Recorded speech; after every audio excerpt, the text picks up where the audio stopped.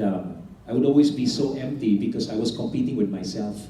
I would always think, if this was a sellout concert, instead of me enjoying the moment, I would always try and outdo my performance to make sure that if I came back tomorrow, it would still be as full. And it was very difficult to live that way. And Angeli noticed na medyo, there's something wrong with Gary because he seems to be drawing closer to his objective of standing up on stage and listening to screams of the girls more than anything else. I moved away from the Lord because of so many things that had happened in my life. My diabetes, my parents separating, plus my house burning. So I was like, Lord, I'll call you when I need you. And I was on stage thinking that I could do it on my own until one evening, Angeli invited me to my sister-in-law's house. My sister-in-law is here, Maricel Arenas. And her husband, the late Vic Arenas, took the courage to ask me questions that I had never faced before. Although I knew it was going to be a night talking to born-again Christians. I'm from La Salle Green Hills. I've learned a lot about the Lord. So,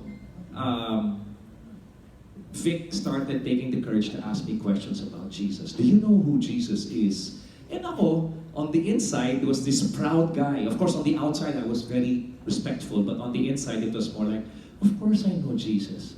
He was born on Christmas Day. You know, he died, and he rose, and then, you know, all of these things that we all know up here, but when you really know Jesus, it all is transferred into the heart, and then you experience him firsthand.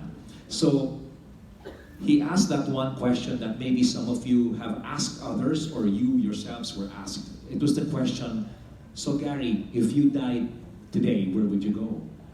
And I just froze in my tracks then. And I told my brother-in-law, you know, bro, I know where you're headed with this talk, okay? But I'm not ready for this. How about next week, I'll let my secretary call you. It was my brother-in-law. And he looks at me and he goes, sure, Gary, but you know, like what if on your way home tonight, something happens, where would you go? So I found myself slowly getting deep into the conversation to the point where he said, you can have Jesus come into your heart tonight. And because of my ignorance, I thought I had to kneel down, walk 2 kilometers on my knees in order to prove to the Lord that I needed him.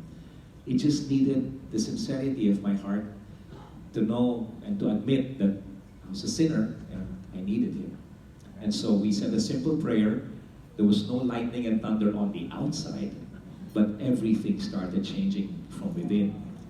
And Angeli, when I said the prayer of accepting Jesus into my life, I remember my eyes were closed, and when I said amen, I looked at Angeli with one eye, and she had said the same prayer too. She actually felt more saved than me because she felt, you know, if she died, and the Lord asked her, do you know my word? She wouldn't be able to say anything. So she read, I think, most of the New Testament, even without understanding what it meant, just so that in case the Lord asks her, she could say, yeah, I read your word. From that time on, it's never been the same again. I mean, I'm not saying that it's been a perfect walk, because if you hear my music, a lot of the songs have to do with the struggles from within. Yet, the yearning that comes from a heart that's broken, and from a heart that may never understand certain things that go on in life, and yet is being driven to trust in God, not with our heart, not with my heart, but with all my heart. And so that's how I came to know Jesus in 1985, November 12th, 1985. At the same time, together with my sister, but with my wife, Angeli, in the house of Maricel and Vic Arenas. That's when it happened. Okay, Gary. Thank you very much for sharing that. Hindi ko kasi naintay pa, no? Ladies and gentlemen, the Gary Valenciano.